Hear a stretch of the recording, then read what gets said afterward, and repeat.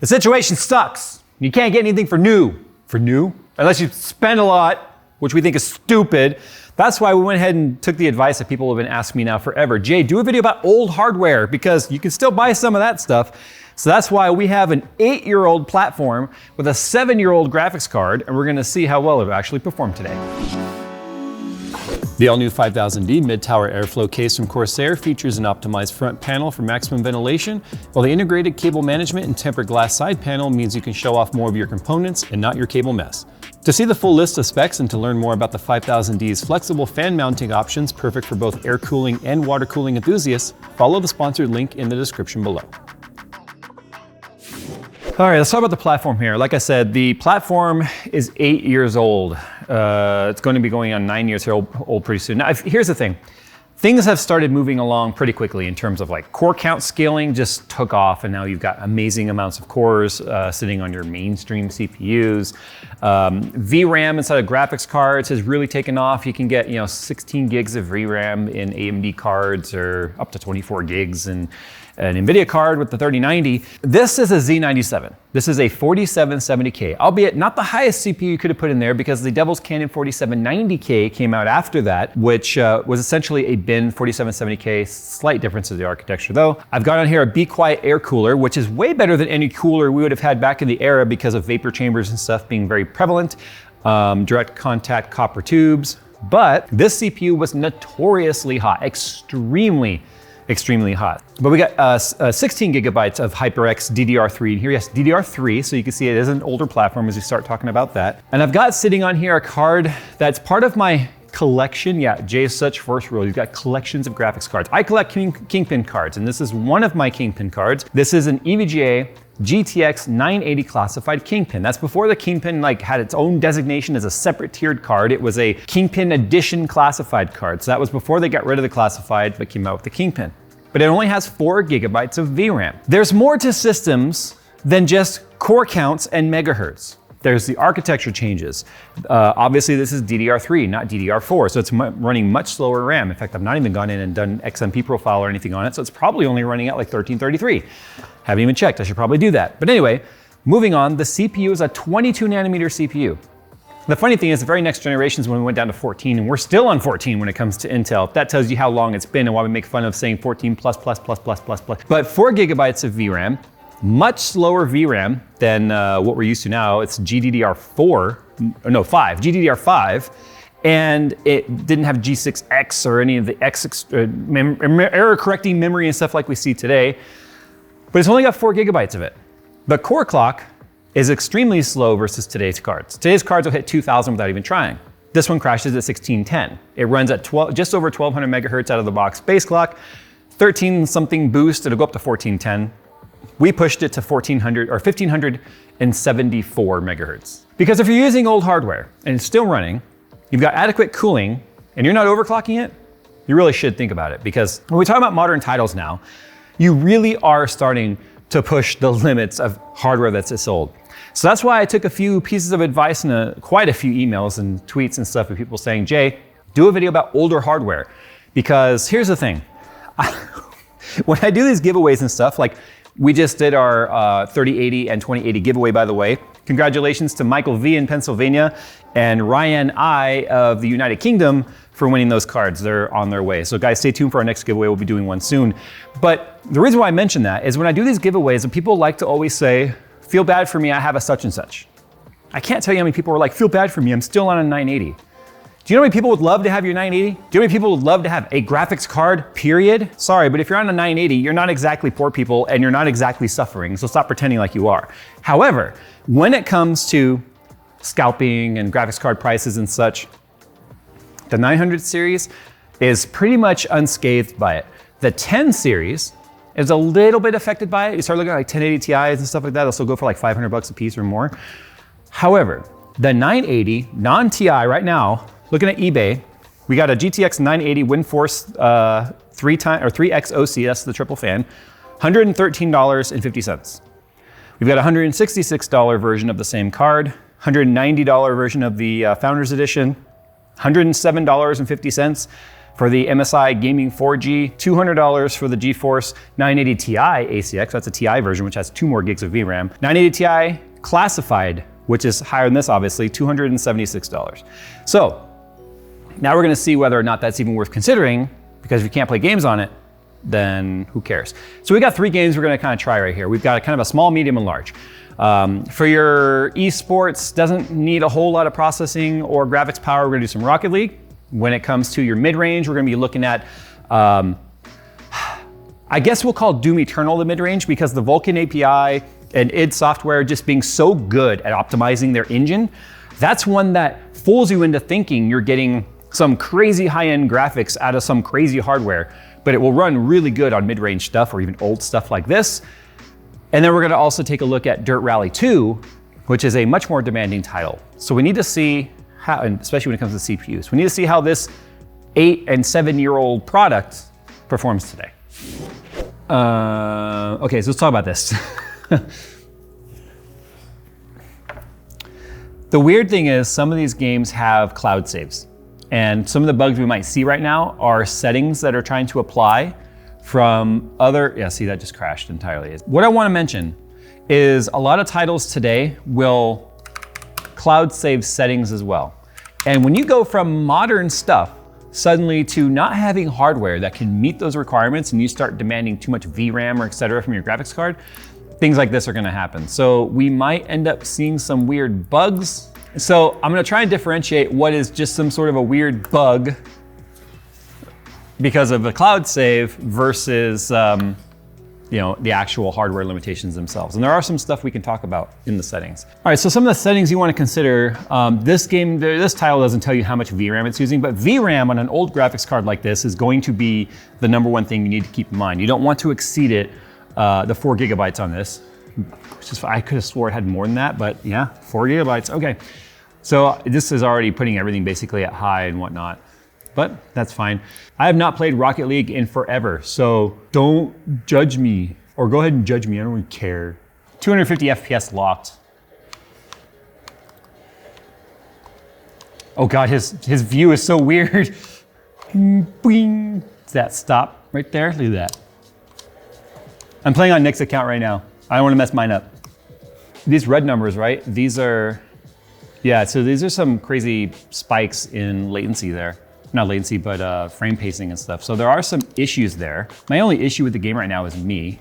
You know, it's not anything wrong with the hardware. You could definitely play Rocket League and anything else you wanted with this particular setup when it comes to esports. Oh, that Good shot. shot. Whew. Now we're winning.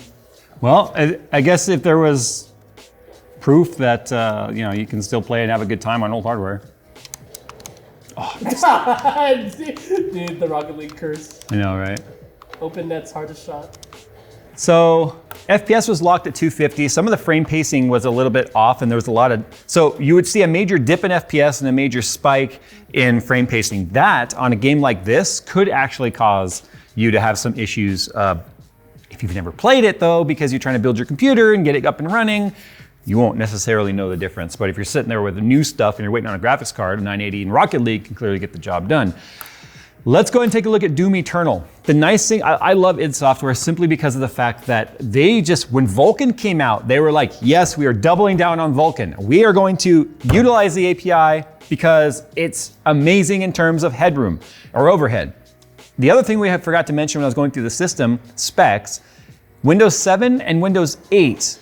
Windows 8 had just come out around the time this hardware did.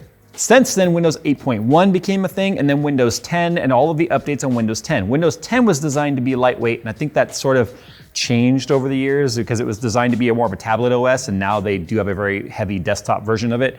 However, it's supposed to be more lightweight than like Windows 8.1 was. So that could be helping with a little bit of our overhead usage here. Now, an important thing to note here is we're only targeting 1080p gaming. So you can see right here, at least in the overlay, we got our 4770K, here's our frame pacing and timing here. HDR's off, obviously, latest drivers right there, Vulkan API with a 980. So we're getting 130 FPS in the menu. Remember, the menu is rendered. But when you want to look at this video settings here, at least this will tell you how much the estimated VRAM usage is going to be for the settings. So for instance, if we came down here and we were to turn on overall quality, let's make that ultra nightmare. Look at that. See, it goes exclamation point because it would estimate using almost 7 gigabytes of VRAM. We only have 4,267, at least that's what it's reading, as available. So we want to make sure that we go below that. So nightmare brings us to 6254, ultra brings us to 52, high brings us to 4,000. Now what we can do there is we can actually start to, see the texture pool size is what uses the most. We gotta leave that at high, we can't go any higher.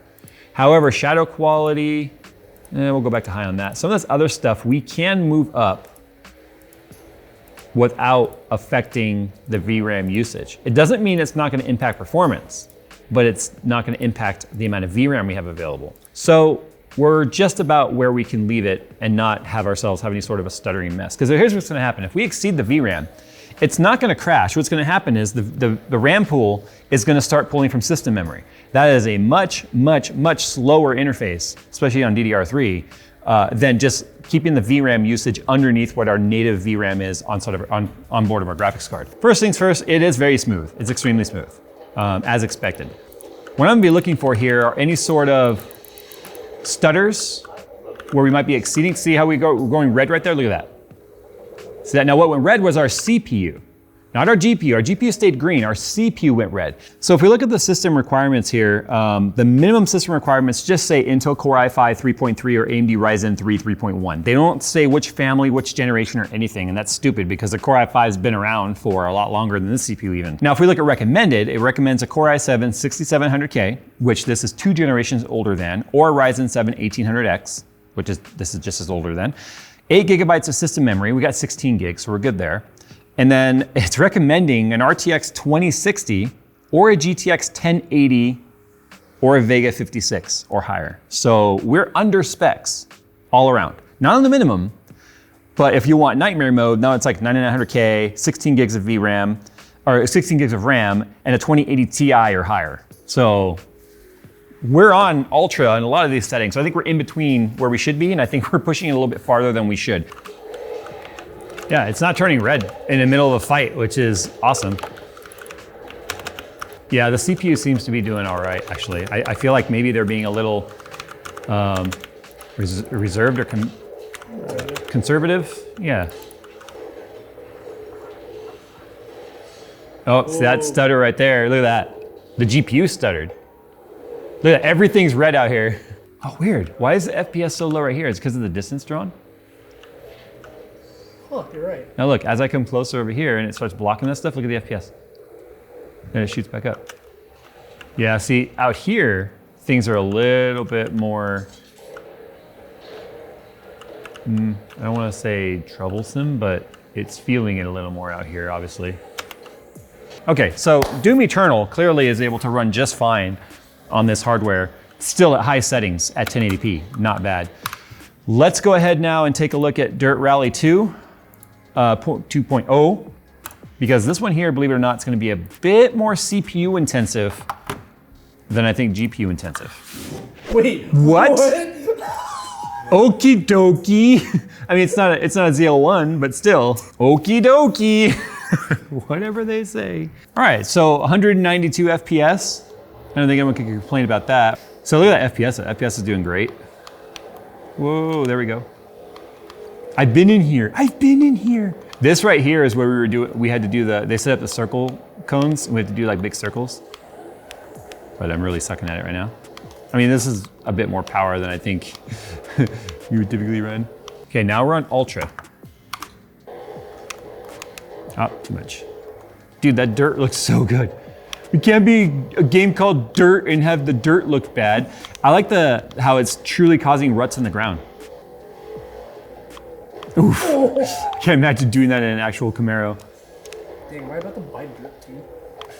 Oh.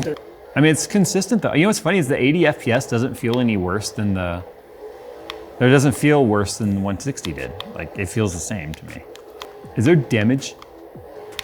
Oh. Yes. Dude, it's getting worse. Dude, the damage model's awesome. Yeah, the back left tire's flat. All right, we'll try this one more time with the S1 Quattro. Oh no! Oh, the door! Oh, jeez. That's fine, you just go faster or close, see? They have a flat tire though. It's pulling all weird. Oh, that's probably why. Why that right here? Yeah, Oh, there's no tire on it at all. Oh. That can happen with older hardware. It just crashed. Well, I mean, that's possible. That can happen. And we did move it up to Ultra, right? So obviously we didn't have any problems. We were down on high. So let's talk about this real quick, or whether or not you should even spend any money on old hardware if you're just dying to get into PC gaming. You know, the real reality here is this entire setup could probably be done for under $500. We've done setups like this in the past where we build an ultra budget gaming PC in $500 before. It used to be really hard to get anything done. But what's happened now is I feel like the hardware improvements have been a little bit less of an impact of the overall experience versus the developers just getting better at optimizing for lower end hardware. And when you optimize for lower end hardware on current specs, that's kind of equal to higher end hardware of the past.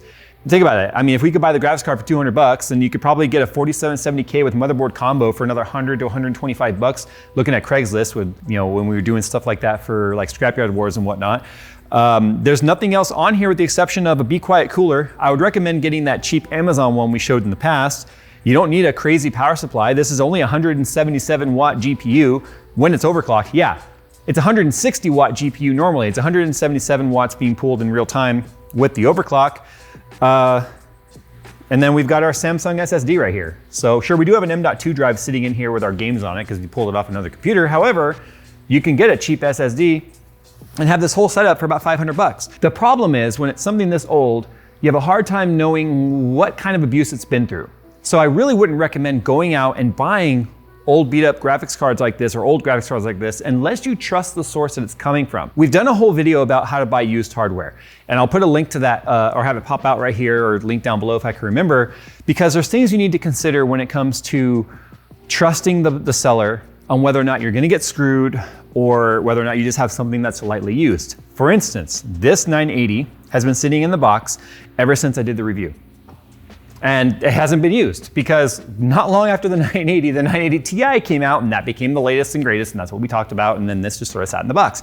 So this would be a perfect example of a graphics card that you could get because it still has the plastic on it in some spots. Like, I don't want to peel it off, but there's still plastic on it in some spots. So it's an example of a card that wasn't spending its life doing crazy mining. It wasn't doing any sort of like overheating while gaming in long gaming sessions because it was in a crappy case or the thermal paste is all dried out. You know, these are things you need to consider. The CPU, the same thing goes for that. Typically, if it works, it works. If it doesn't, it doesn't. There's no like it's worn out because everything around the CPU, like the cooler and the motherboard and all that, is gonna have a bigger impact on the CPU working good or not. If the CPU turns on and powers on, it works. So, I mean, this is an option.